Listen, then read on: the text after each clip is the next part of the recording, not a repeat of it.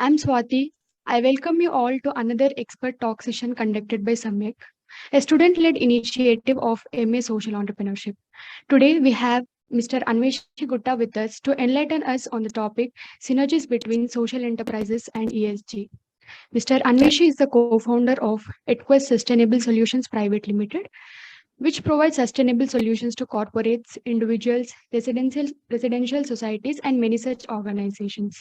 His expertise in sustainability and experience in corporate sector with PwC and IBM would give us a 360-degree perspective and enriching experience on this contemporary topic. We will have a Q&A session in the last 15 minutes. I request you to post your questions in the chat box if it arises during the session. With this context, I would like to call upon Mr. Anveshi Gutta to take the session ahead. Thank you. Thanks, Swati. Thanks for that. Swati said we'll have Q&A for the last 15 minutes. Maybe we'll do it for a little longer because I've got a very short slide deck, 5-6 slides, just to get the context set, just to make sure that we are all on the same page and understand things the same way. And then, of course, it's more of an interaction that I would prefer having out here.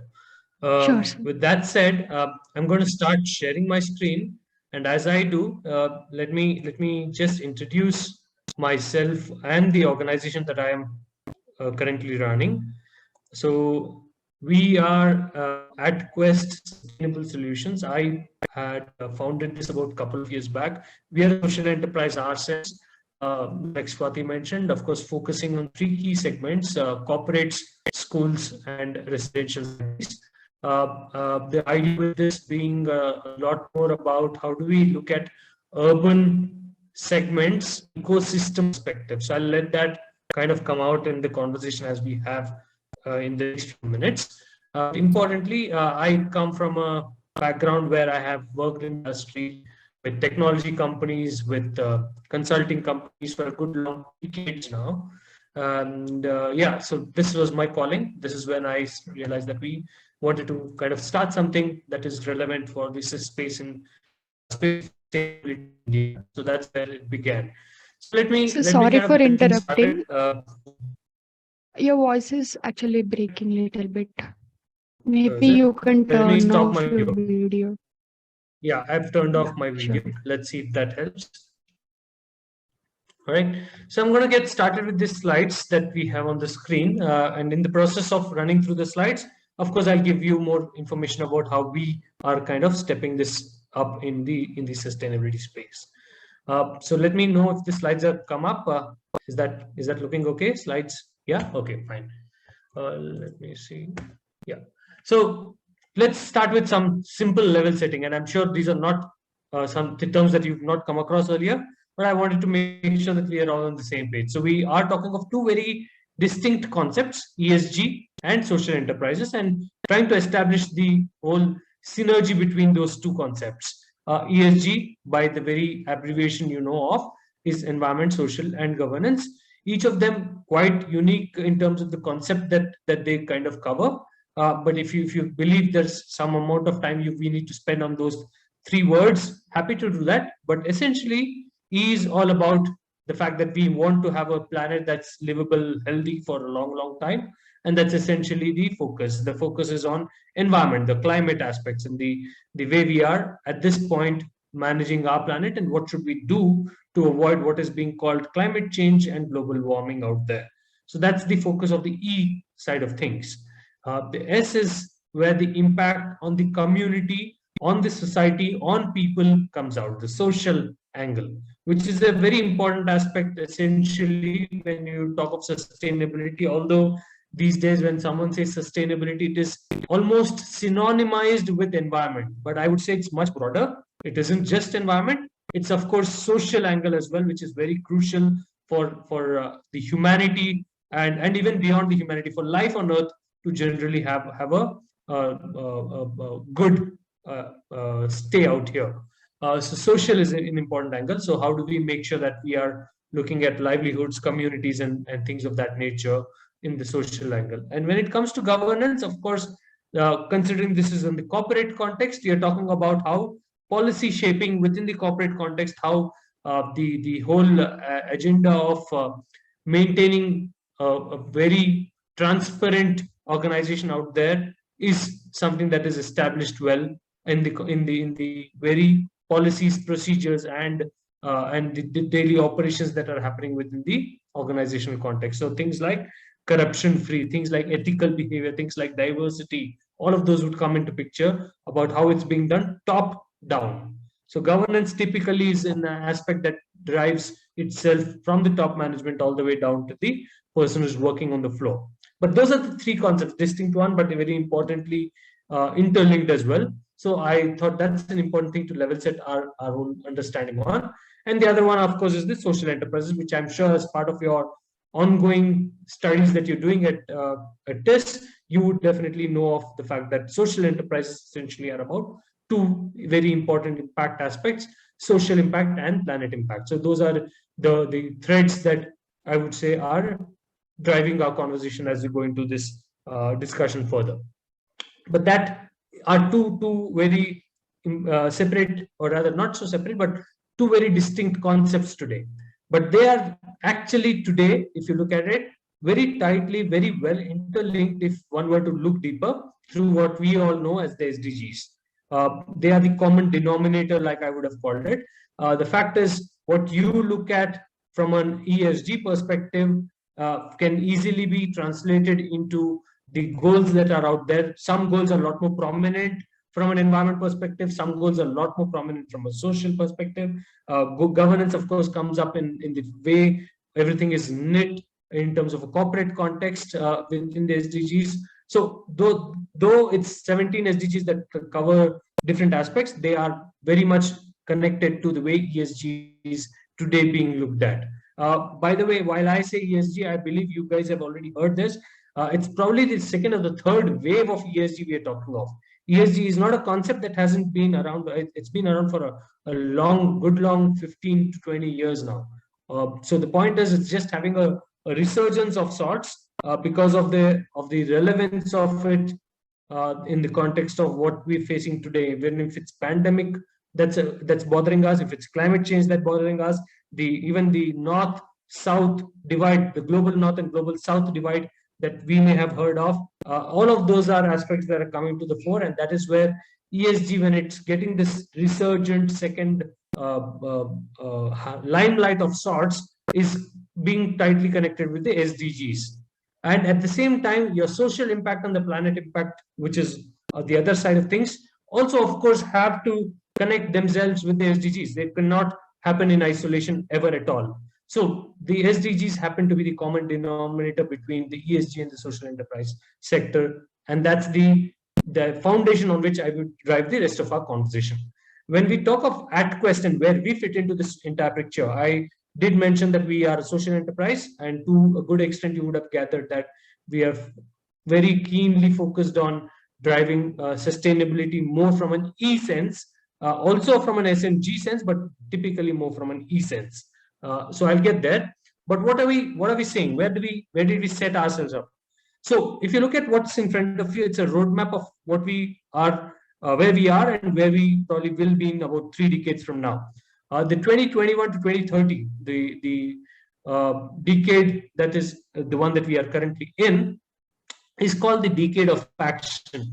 It's called the decisive decade. And there's a reason it's being called so, because the way things are panning out, if you haven't seen by 2030 things being set right in terms of the trajectory it takes, then I'm afraid that we are unfortunately going down a downward spiral. There's unfortunately not too much of recovering from it that can happen after 2030. And that's why that line that you see between 2020 and 2030 and that line that you see here is super crucial for us to understand. What does it mean? We need to have some immediate action happen. And I'm, of course, talking of things from a climate action perspective, but I don't think it's any different from a social impact perspective as well. But typically, because we focus a lot on climate action, I'm referring to that. We're talking of institutional efforts, climate action, green tech, clean tech, climate tech, tech for good, all of it evolving and probably finding its ground well enough in the next decade, so that immediate bending of the trajectory in terms of what's happening with climate is achieved by the time we reach 2030. That's very important. But does that really kind of sort ourselves well enough? I would say no, because you may do everything you want to do and do it right. And I'm very optimistic we'll do it right. We'll get to 2030. We'll say we've achieved that bend of the trajectory to the point where we are able to keep the temperature between 1.5 and 2, if not 1.5. And when that happens, we are happy about where we are in 2030. But that doesn't mean that that's going to be the end of the story, right? So we have a long way ahead. And what is represented is 2 more decades, but I'm sure you yourselves know that you are on Earth for a good 5-6 decades further down, if not more. Now, the point I'm saying is that what do we need? We need something more. We need something that's long lasting. And we need something that has to happen to drive that long lasting if impact or behavior or changes that we are doing out here. And for it to be long lasting, we need to drive things like behavioral change. We need to drive things like education on sustainability in a manner that is deep rooted. We need to have lifestyle shifts. We need to have enough eco-friendly alternatives for individuals like you and me to start making this shift easily. Now, those changes have to happen. If those were to happen, they don't happen overnight. We have all seen that there are a lot of at least these days, there are a lot of options that are coming out in terms of e-com websites that are giving you sustainability alternatives. But we also know at the same point that you and me around us haven't seen too much of change that has really given you a wow impression yet. We may be changing a few things left, right, and center here and there, but not much, right? But what I'm saying is we need to really focus on behavioral change during this decade, parallelly with the immediate change that will anyways happen through institutional efforts. And that behavioral change, the foundation of which has to happen in these 10 years, so that thereafter it becomes an ingrained aspect of our existence on planet Earth. So that's where we come in. We are actually focusing on this as much as we will also put our heart and minds behind the immediate, but we want to kind of set our eyes on this one. The bottom part, how do we make sure the story doesn't have a very 2030, or for that matter, doesn't end in 2030? And that's where we want to put our focus on. That's where we are. So what are we? We are a tech-enabled social enterprise. We are on a green mission. Tech-enabled social enterprise on a green mission to drive what I'm referring to as the behavioral change towards a green, livable planet. We are trying to future-proof, which means to say climate change and impacts like the pandemics will come and hit us. But how do we future-proof enterprise growth, institutional growth stories, which means to say they are in here to kind of generate at one end generate their profitability, but the other end generate employment and keep the economy running. How do we keep their enterprise growth proofed enough through our approaches is what we want to do. Diligent approach of planet and the profit dimensions. Finally, we want to build tomorrow's informed change makers at our schools.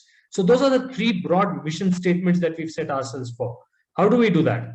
We introduce what are called distinctive methods, very user-centric methods.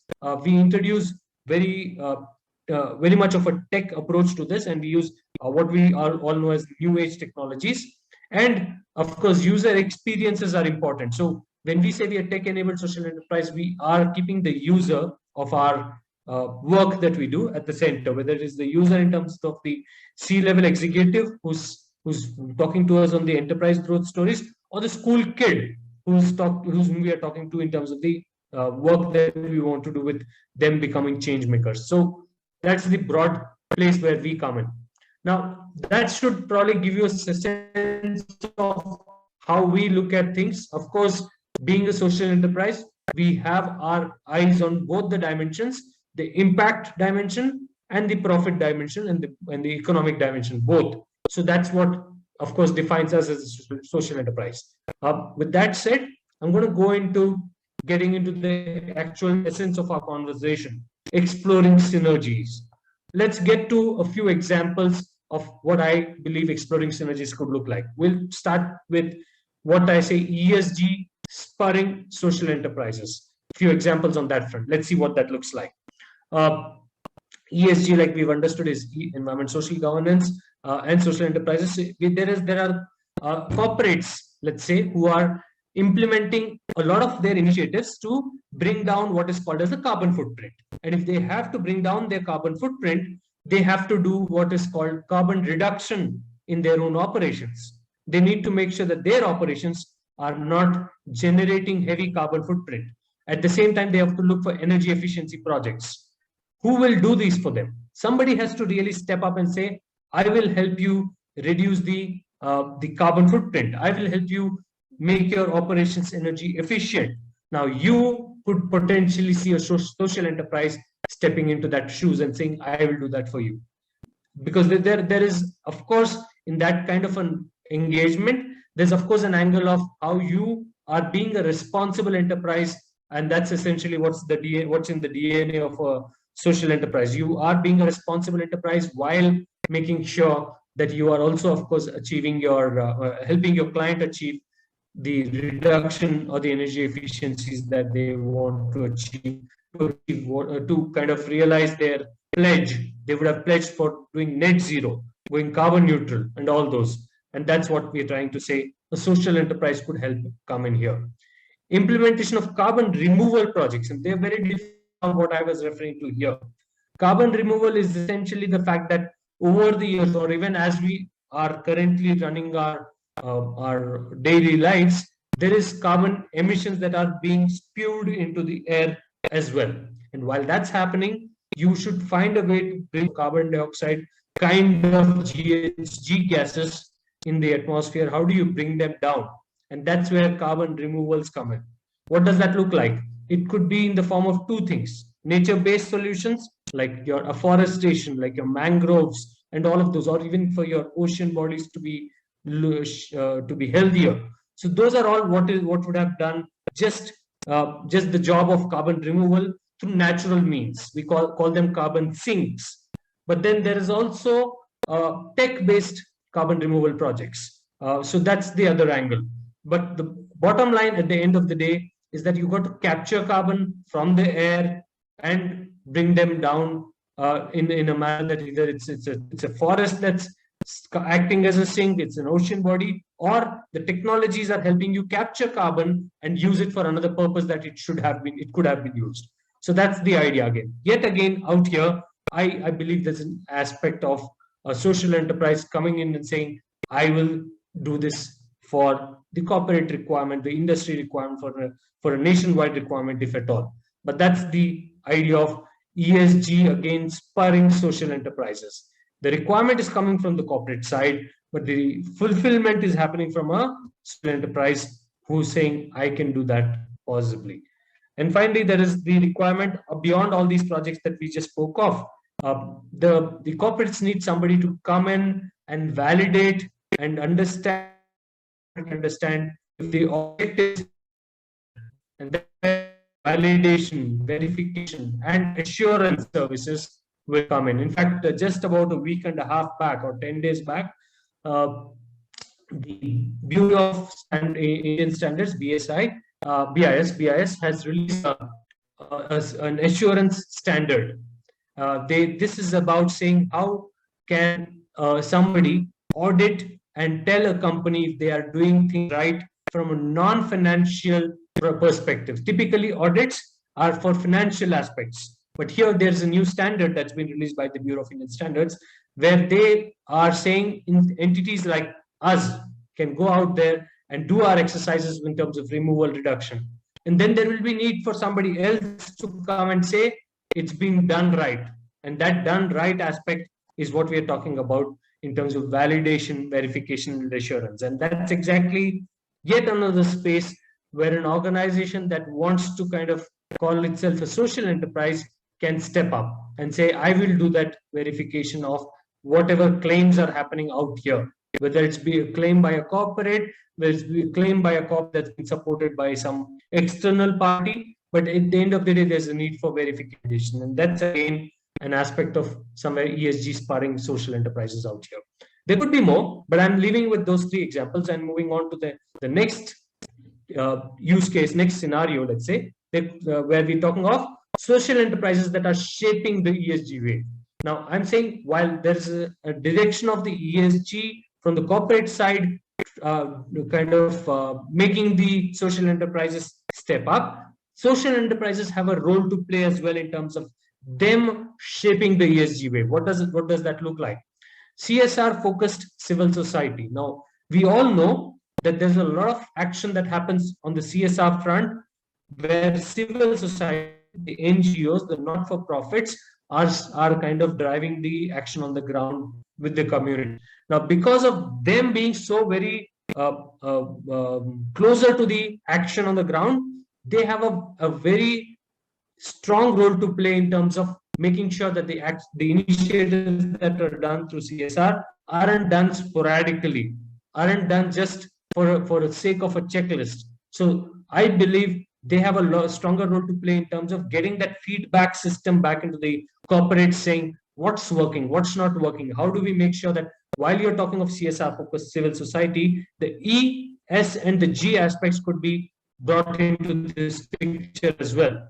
And that is something that comes up strongly when you do what are called M&E frameworks, monitoring and evaluation frameworks, something I hope and believe would also have come up in your conversations during your course, in which comes the aspect of how do you measure outputs, how do you measure outcomes out of the outputs, and then finally, how do you measure impact, which are a fairly long-termish view of different initiatives.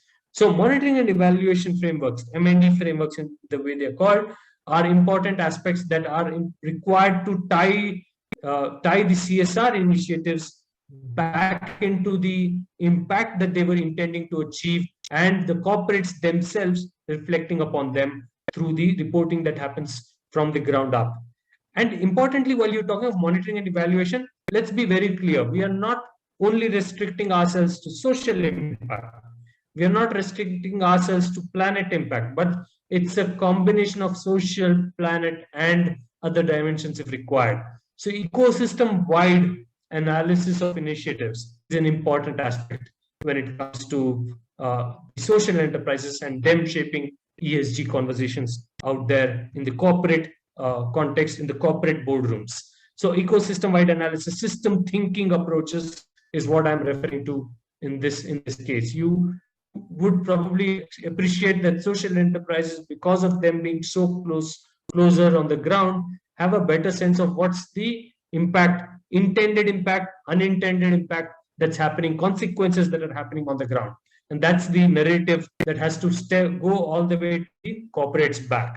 And that's important as well. And that if there is somebody who can make happen, I believe that's the civil society, of which social enterprises are a very key segment. So that's the other dimension, how the social enterprises could kind of come into picture and act as a feedback loop for corporates.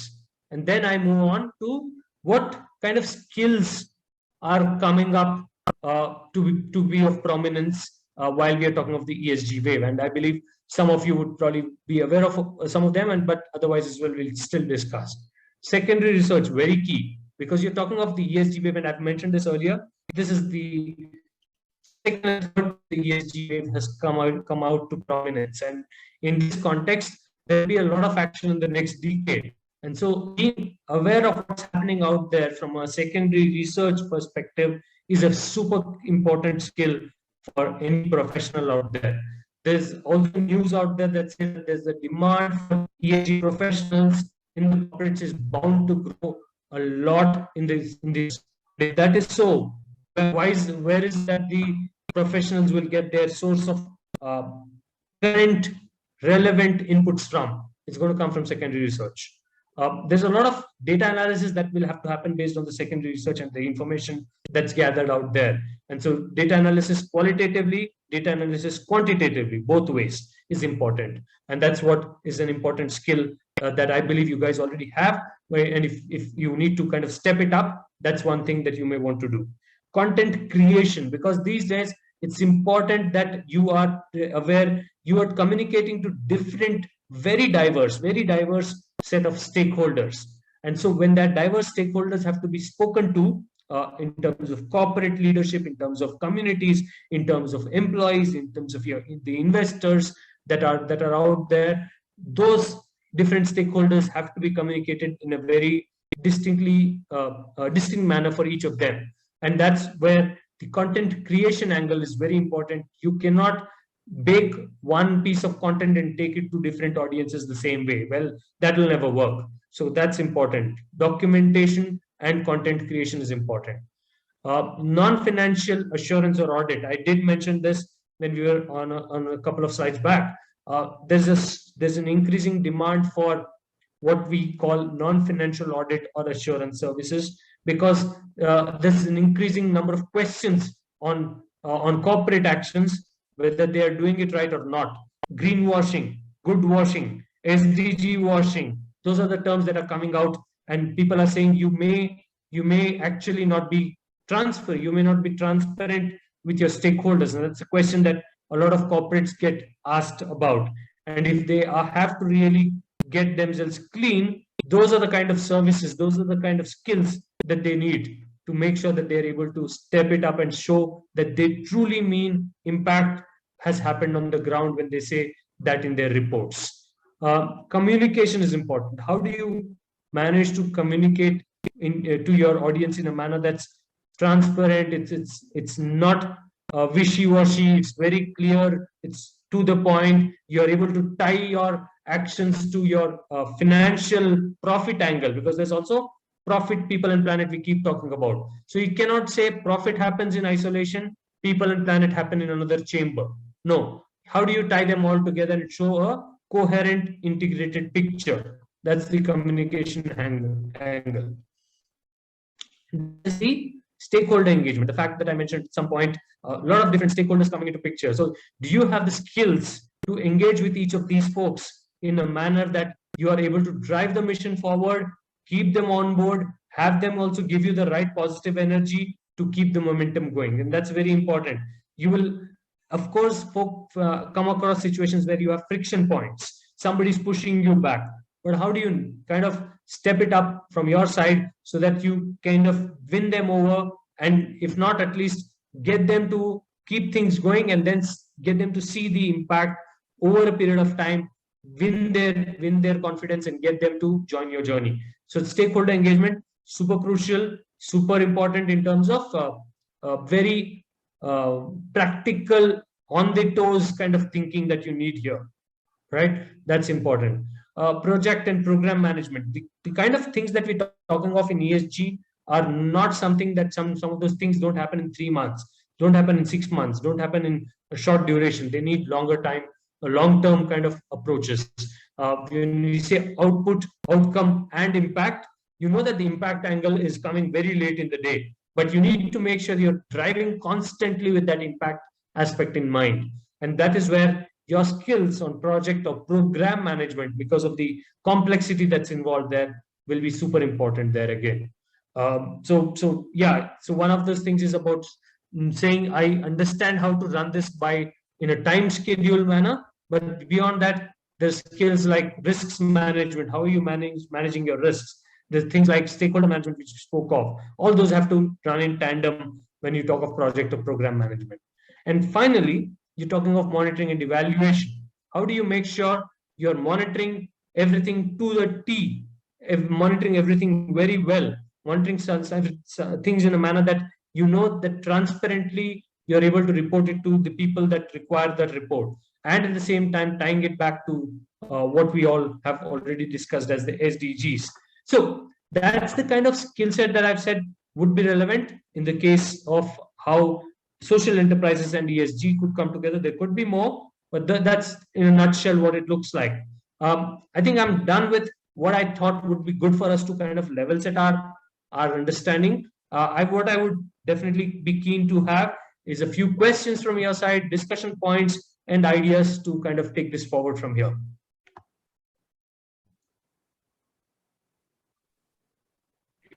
Sure, sir. There is a question in the chat box. Okay. There is a question from Sri. Yeah. Could you make us aware of some of the metrics used in the market to measure the implementation of ESG, specifically the impact side? Sure. So there are two ways to answer that. One is the fact that when it comes to ESG, and today, I'm talking of ESG as things stand today, SDGs are actually the targets and the goals that are there as part of the SDGs. So 17 SDGs are much broader. I believe you are aware that under the 17 SDGs lie sub targets, and all of those also have measurable indicators. So every initiative that's happening in the ESG space today is being validated against those targets. So those are the metrics. So you don't have to go too far. If you were to pick up the UN literature on SDGs and see the metrics in there, I think that's your first and foremost indicator. Having said that, the other ones that you would probably want to pick your brains on is the fact that a lot of industry-specific metrics have evolved. What I mean to say is that what's relevant for a manufacturing industry like an appliance manufacturing wouldn't be relevant for a services industry like a banking, or for that matter, entertainment. So industry-specific metrics have also evolved. And if you were to be keen on that, I would say you could look up on SASB, which is Sustainability Accounting Standards Board, SASB, and the fact that they have metrics that they have mentioned very specifically per industry. And so if on top of the SDG indicator list, depending on the kind of conversation that the client with which you may be having, you would pick the right industry level metrics and plug them together, combine them together. I know, does that help you get some sense of direction? Yeah, right, sir. So continuing the question, like as you said, there are metrics in the SASB thing. Are there quantified metrics? Like, can we quantify them? Yes, both your SDGs and the SASB metrics are quantified reasonably well. There are metrics that, of course, are qualitative because of the nature of the space, but there is a significant number of quantified metrics out there. Make us, throw light on like 2 or 3 metrics that could be quantified. Let's take an example. Let's take an example of a sector. Let's say we'll take a manufacturing sector. Let's say we'll take cement as an industry. Now, if these guys wanted to act on ESG, typically you would know that cement manufacturing plants are set up at places where they have enough access to raw material. The primary raw material being limestone. Yes. That's the primary raw material they're looking for. And of course, coal and other aspects will also be relevant. Now, when they pick a space like that, the first thing is that the site identification has to happen in a manner that you're accounting for livelihoods around, you're accounting for biodiversity around, number of species that are pre-existing in that space versus what is happening over a period of time. There will, of course, be disturbances, and how do you account for the fact that you should minimize that, or rather kind of compensate for that? And that's the idea of an environmental impact assessment that would happen much before you kind of set something up there. Then there is, like I said, one of the parameters out here in this case, in this scenario, is the number of species, flora and fauna, that are out there in that site versus what happens over a period of time. Having set up the industry, having set up the plant and it's running its operations, you of course are going to manage, you're observing your pollution, whether it is pollution in the air, whether it's pollution because of your water, wastewater that is entering the water bodies, and how it has possibly, if at all, and I'm hoping not, but if at all, impacted people around, not just the folks who are working in that setup, but also livelihoods of communities around. And so there are ways to kind of make sure that you are observing those numbers in terms of your pollution out there, or your water bodies around and how they're getting polluted and stuff like that. So those would be monitored on a regular basis. And when I say regular, you would keep a track of things very frequently so that you're able to report it annually. A quarterly monitoring to make sure an annual report on that can be made happen. And if there is a requirement for any changes in approaches, course corrections, trajectory corrections and all can happen thereafter. So that's the other aspect during operations. During your operations, again, is of course the supply aspect. You're manufacturing something, you got to get it out there. How are you making sure that what you're manufacturing, first of all, has got less of what is called embedded footprint? What I mean by that, you're manufacturing cement. Cement is going to go into construction somewhere. Somebody is going to set up a building. And when a building is set up, each building that is set up has two distinct footprint categories. It's called embedded footprint and operational footprint. Embedded is whatever's gone into the making of that building. Cement it was, right? And cement had its own footprint because of the way it was manufactured. So whatever has gone into the manufacturing of the cement itself is what is called the embedded footprint. If you had not used cement, you had used some sort of a natural alternative, you would have brought down this embedded footprint in that very project of manufacturing or rather building the premises. So as a manufacturer of that cement that went into building that premises, how are you making sure that you're putting out there something that is a greener version of cement? Today, there is conversation of green steel. You should look it up if you are interested. Green steel is essentially a kind of steel that has less of an embedded footprint when it was manufactured. And so is the case with carbon. These are all carbon, steel, and all are typically what are called the hard to abate sectors. Basically saying that these sectors will unfortunately have a footprint. You cannot bring them down to zero.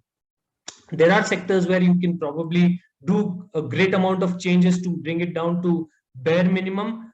Unfortunately, there will still be sectors like cement, steel, and probably even airlines. You cannot make it zero. I mean, you may hope that at some point there will be a aviation fuel which is greener, but at this stage we are not there. We are not there. So these are at this stage hard to abate sectors. So how do you measure that embedded footprint in the product that you're sending out from your premises to the real estate company which will eventually use it? So there are all those metrics that can be measured and tie them overall back into the ESG conversation. Yeah, does that help, Shri? Yeah, yes, sir. Yes, sir. Sure. Thanks for answering. Thank you. Absolutely. Yeah. More questions, please. Yeah, I have a doubt, sir. Like your company will be providing solutions to corporates, right? I wanted to get one example, like where you were dealing with corporates and it was challenging but quite impactful. Like any example where you have worked with corporates, yeah, for providing solution. Yeah. So first thing, I think the biggest challenge today we have as people who want to bring out their conversation on sustainability is the acceptance that there is a problem.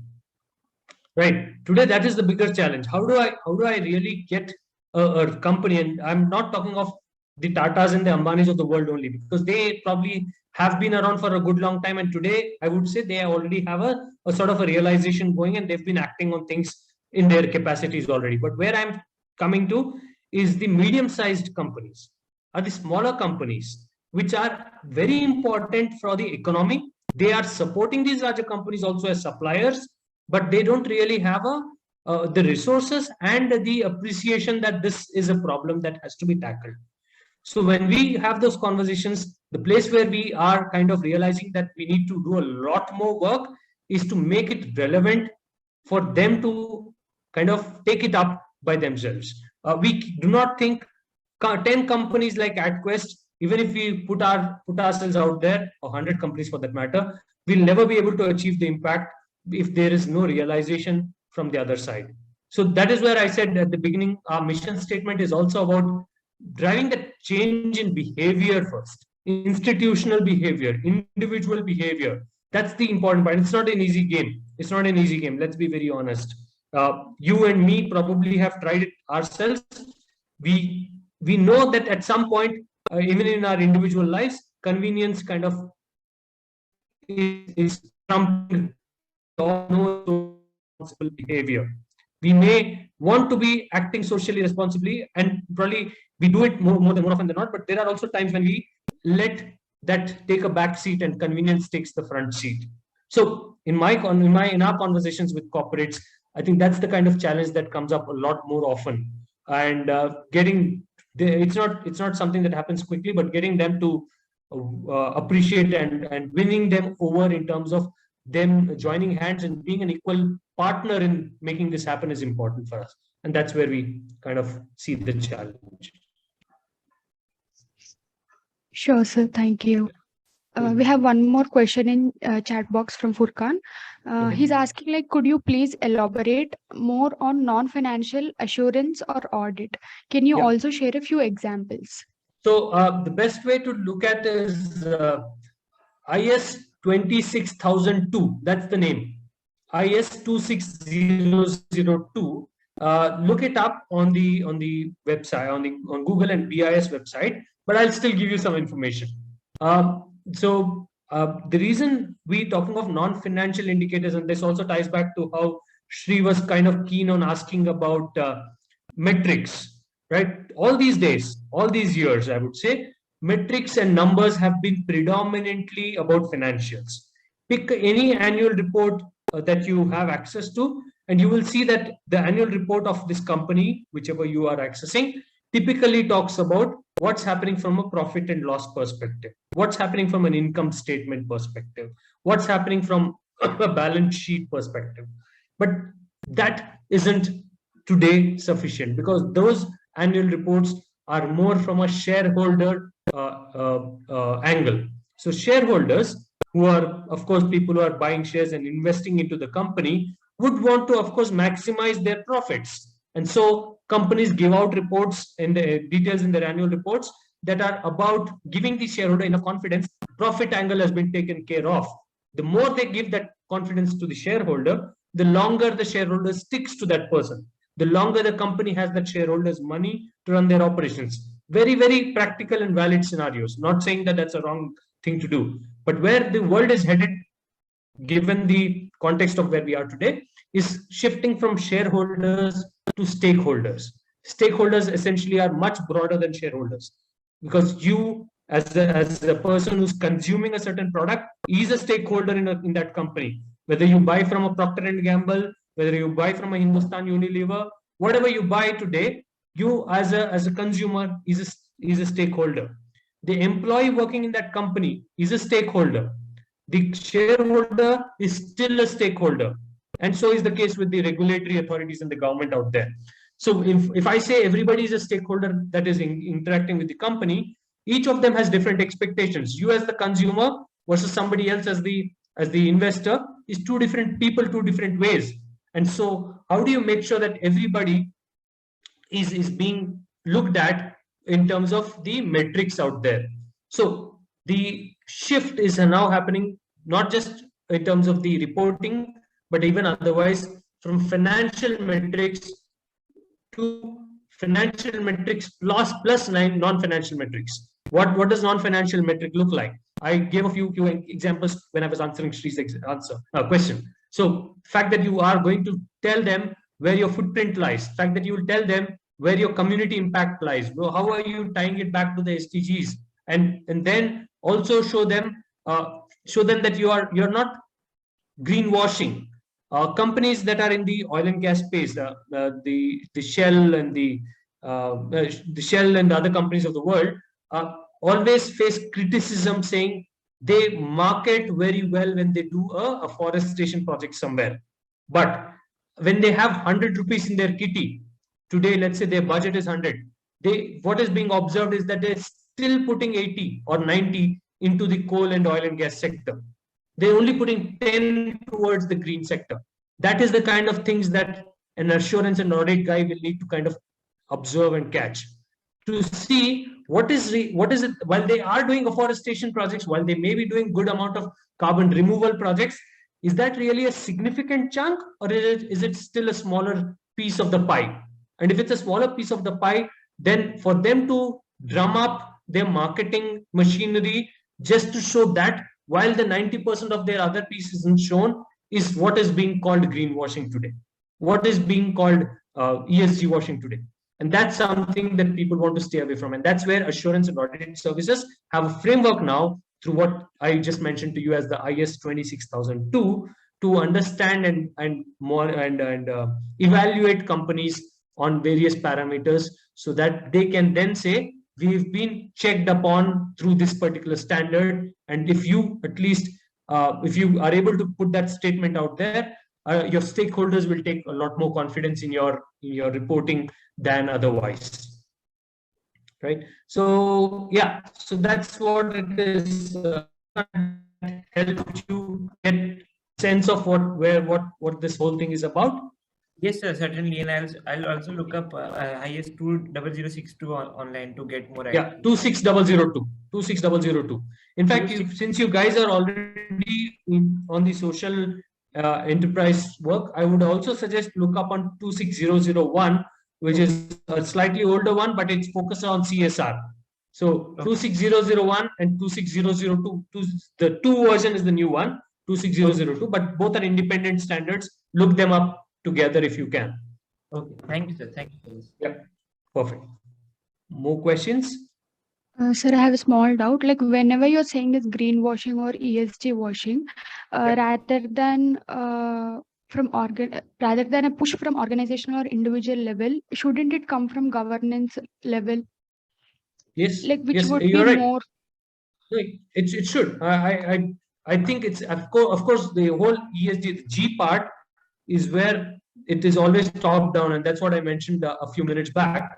The G in the ESG is typically driven top down, which means to say your board of directors in the corporate, your management team in the corporate has to give the right message to the people so that it translates down. If you do not put your heart where your mouth is, you just don't walk the talk, then everybody knows that this is just hogwash. And that's what I'm saying is going to be noticed even if you want to hide it. You cannot hide it for too long. And your simple answer to that question that you asked is yes, it has to be top down. While that is top down, you cannot leave it at a point where you've given the message.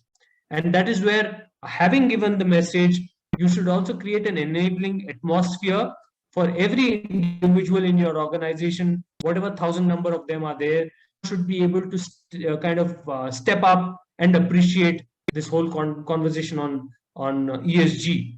Create a culture, create an ESG culture in the organization, and then the impact will be much easier to achieve. Yeah. Any more questions? Yes, sir, there is one more question from Manish in the chat box. Yeah. He's asking how carbon trading can contribute in solving climate change issue. Also, kindly let us know if Edquest is into carbon trading market. If not, are you planning to do so and how? Yeah. So a good question. Also, I'll tie this back to what we've been discussing as greenwashing, and there's an interesting way to do it. I'm going to give you a quick terminology. This is called mitigation hierarchy. Okay, it's called mitigation hierarchy. Now, the reason I'm bringing that up is because when a company is pledging, any corporate is pledging to say, I will go carbon neutral, I will go net zero, there are different ways to do it. But there is also the right way to do it. And the right way to do it is to go through what is called a mitigation hierarchy. And as I answer that, I'll get to the carbon trading part. The mitigation hierarchy requires you to first look at your own home. When I say own home, I'm talking of what the corporate's own operations look like. What are you doing inside your own home? When you're running your daily business, is your business being run, your operations being run in a manner that you are already making your footprint low? If you keep your footprint high inside your house and then you go about planting trees, doesn't make sense. That's the broader point. So mitigation hierarchy is 4 levels. Avoid the footprint first. If you can avoid, that's the first thing you want to do. Second, reduce the footprint. If you can reduce the footprint within your operations by doing few changes in the way you're operating, reduce it. Third, remove the footprint. Go about doing your projects on. I told you about something about carbon removal projects. Go about nature-based solutions, tech-based solutions, and remove whatever has been spewed out there. But don't go about carbon removal before you've done reduction, reduce, and avoid. The point is, what should go out into the atmosphere is only the unavoidable part of your emissions. If it's avoidable, if it's reducible, that's the first thing. If you've not done those two and you're still saying, I will go ahead and plant more trees and remove, sorry, that's not right. You've got to first avoid and reduce and then say it was unavoidable. And because it's unavoidable and I had to throw that carbon dioxide into the air, now let me go about doing the afforestation project. Let me go about doing the tech-based carbon removal project to remove it. So that's the remove. The third one is the remove. And eventually, you may not have these removal projects cost a lot, of course. So you may not have the resources to do everything in terms of removal to make it zero.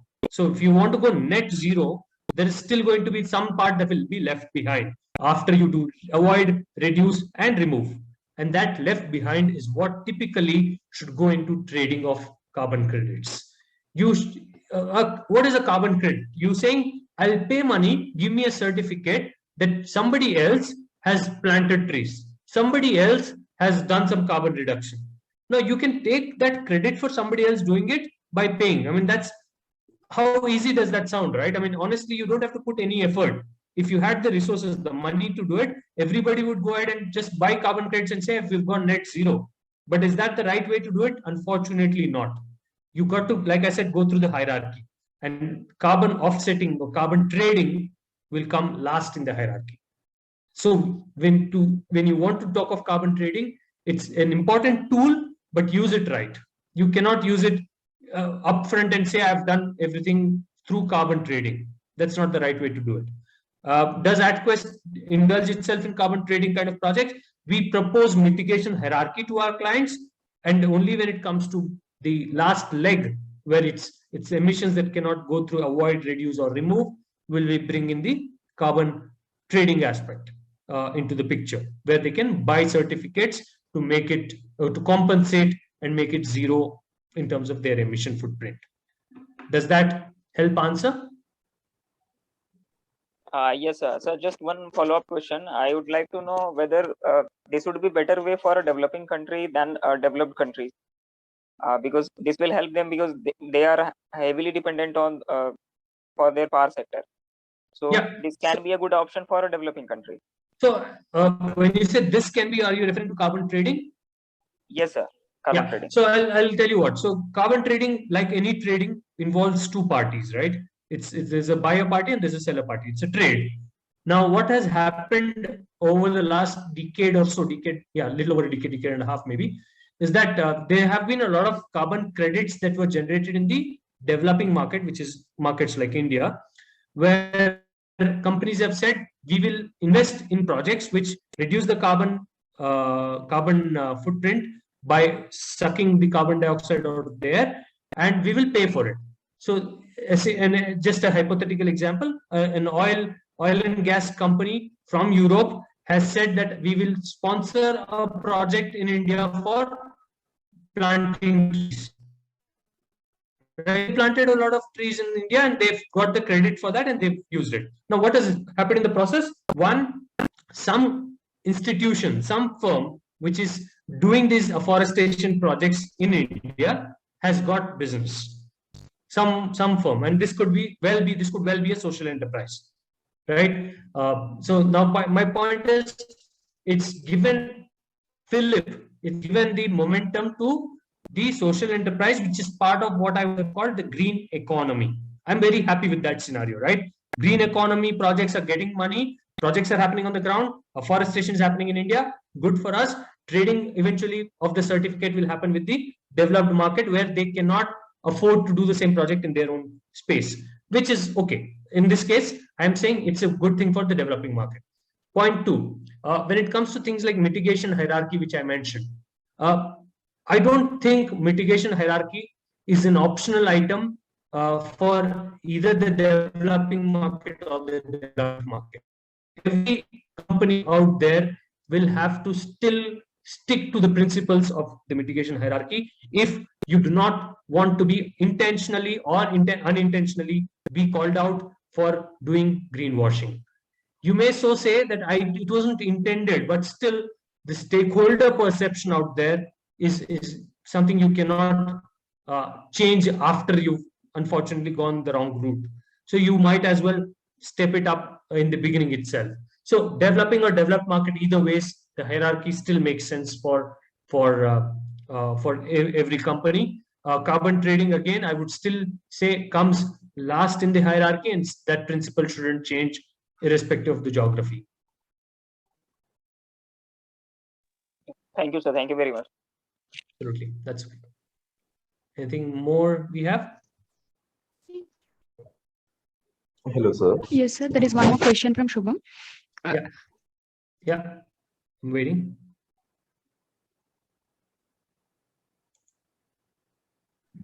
Hello, sir. Yes. Sir, I would like to know what are the career opportunities in ESG?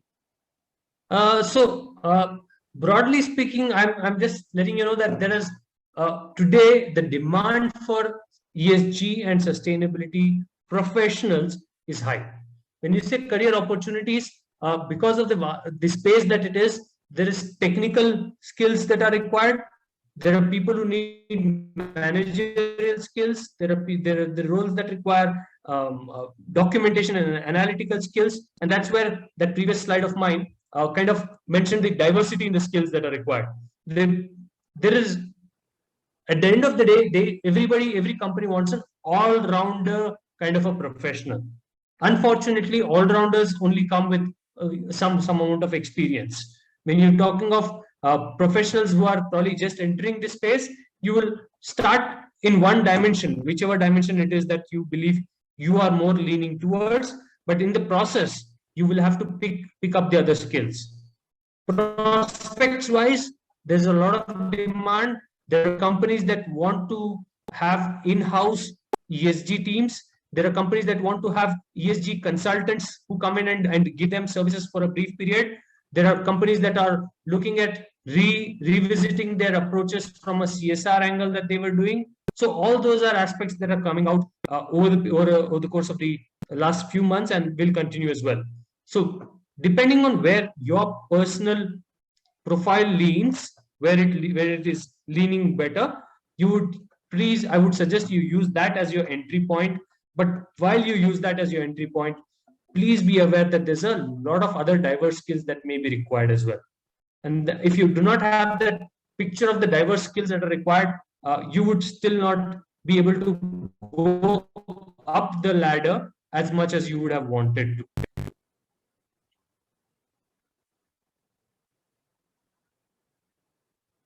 Did that help? Any further question on that? No, sir. All right.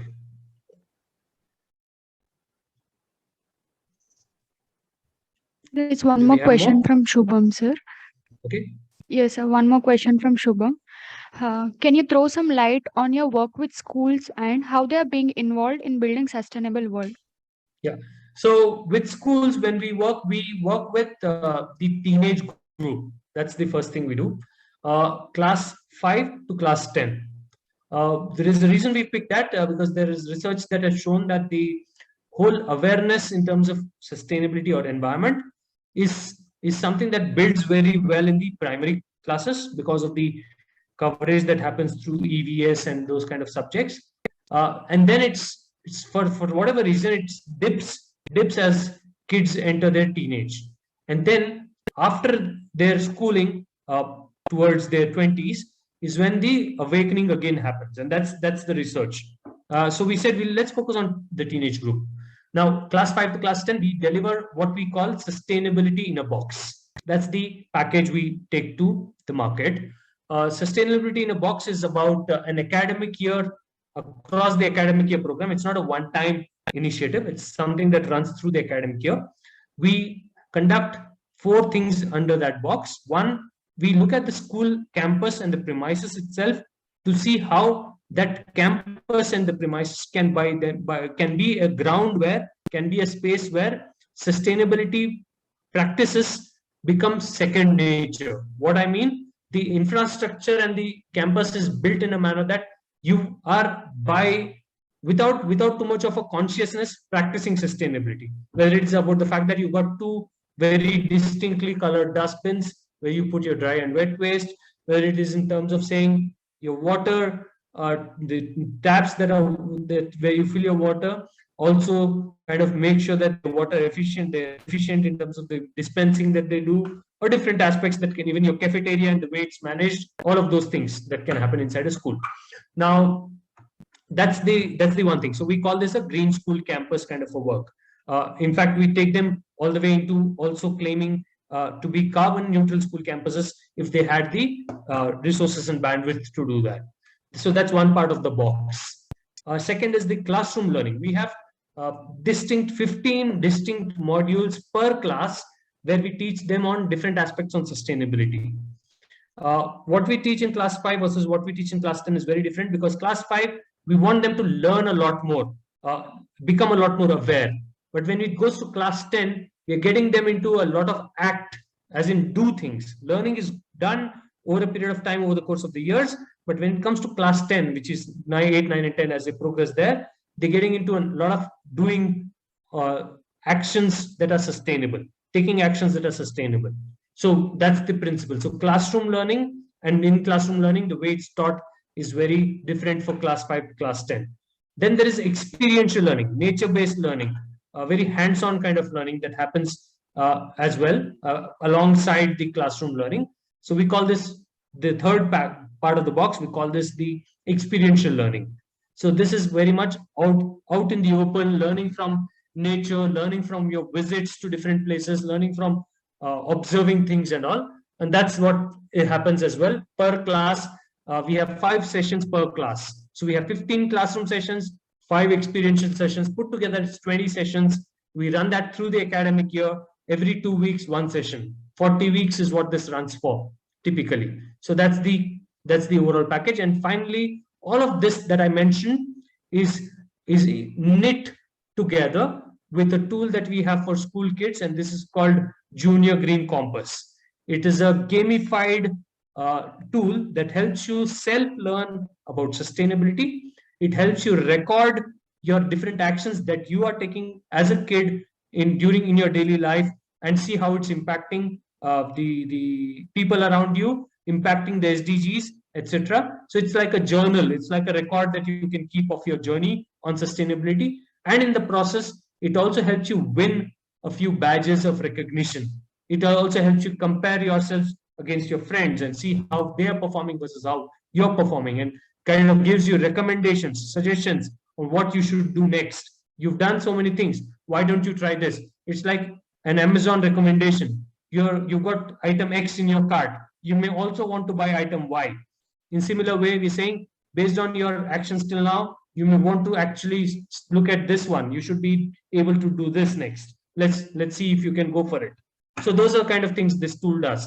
It's an online tool which is available to be used on laptops and mobiles and tablets, etc. And yeah, that kind of ties things together, because when a classroom session is done, depending on the topic that was taught in the classroom, the tool also tells you, now that your attendance is marked against a session on waste management, why don't you try to do this action on the tool, and let's see what that impact will be. So it also connects the different things that are happening inside the box.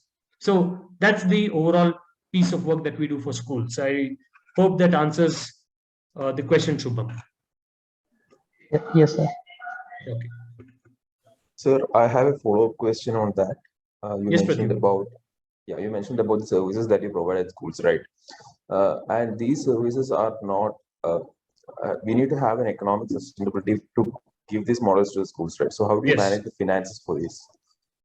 We of course have a model where we are going to charge the school based on the number of students, the kind of the scale of operations that they run, etc., etc. So the whole idea is to charge them for whatever they pick in the box. They may pick, of the 4 items I told you, they may pick only 2 of them or 3 of them or 4 of them, whatever they pick in the box.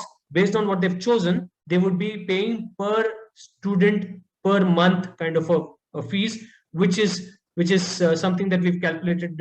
We will calculate rather based on the school's specific inputs on the number of students, how long do they want to be committed, and all of those aspects.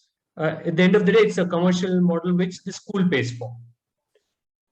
So I also have one more follow-up question to the same thing. Is that solution market driven? Like, is there really a requirement for sustainable solutions for the students? Like, are they really curious to know about these things? So there are two ways to kind of give you an answer there. One, you would have heard of NEP, which is being rolled out, National Education, the new education policy that's being rolled out. And in there's a focus on life, literacy, and learning skills. 3 buckets. Put together, they are called 21st century skills. what I at least went through the curriculum during my school days, and I'm guessing what you guys have also gone through, is going to change in the next couple of years. What do I mean by change?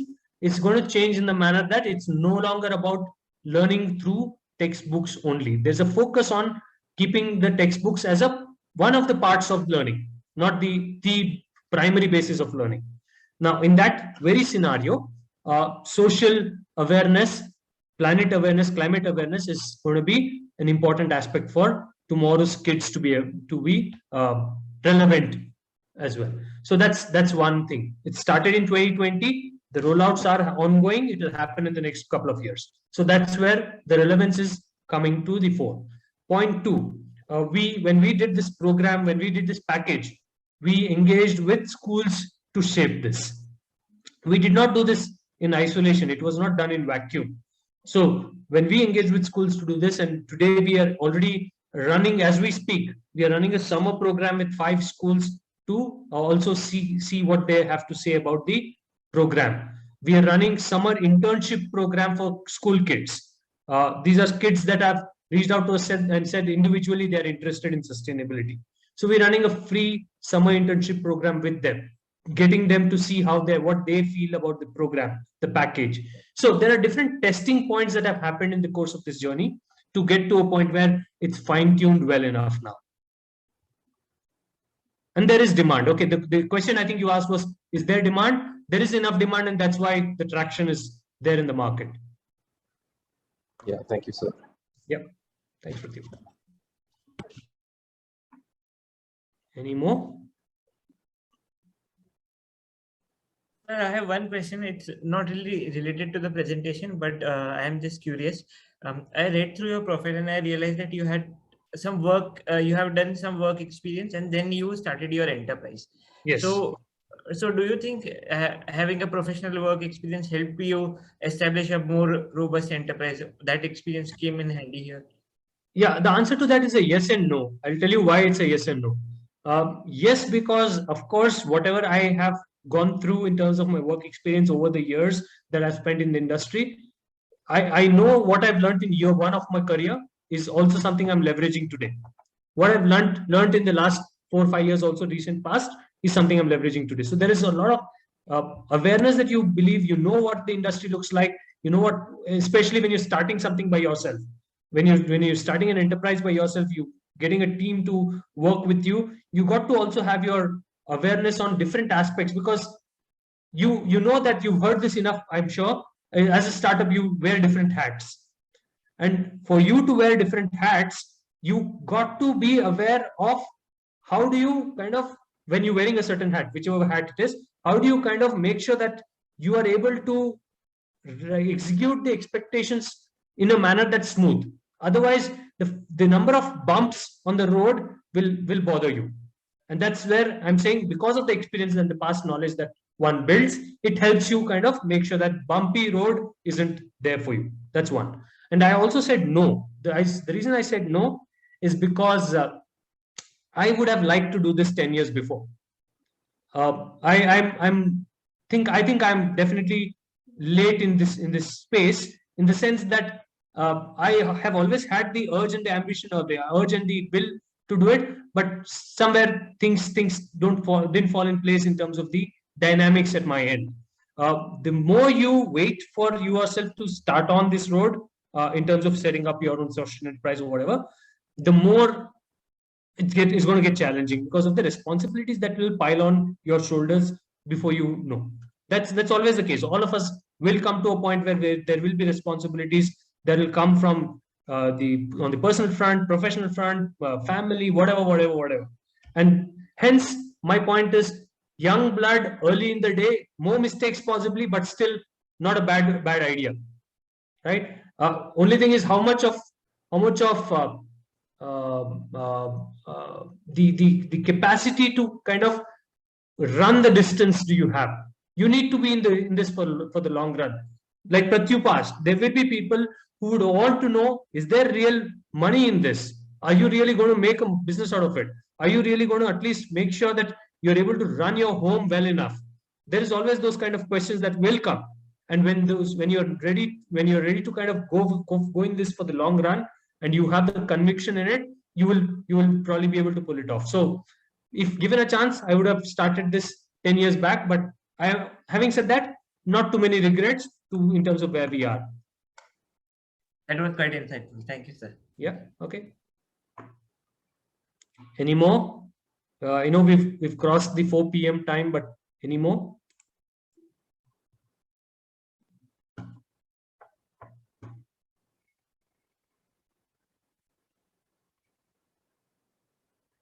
No. Swati, are we good then? Yes, I guess. No more doubts. Yeah.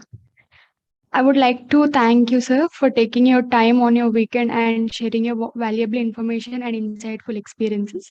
It was really a great pleasure listening to you and learning from you. And also, we are looking for further collaborations in future as well.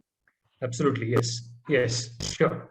That Thank you everyone for joining as well. I liked interacting with all of you all. Thanks for being such a lively audience on a Sunday afternoon. Nothing better than having people talk on a Sunday afternoon like this. Thank you. Thank you so much, sir. Thank you. Okay, sir.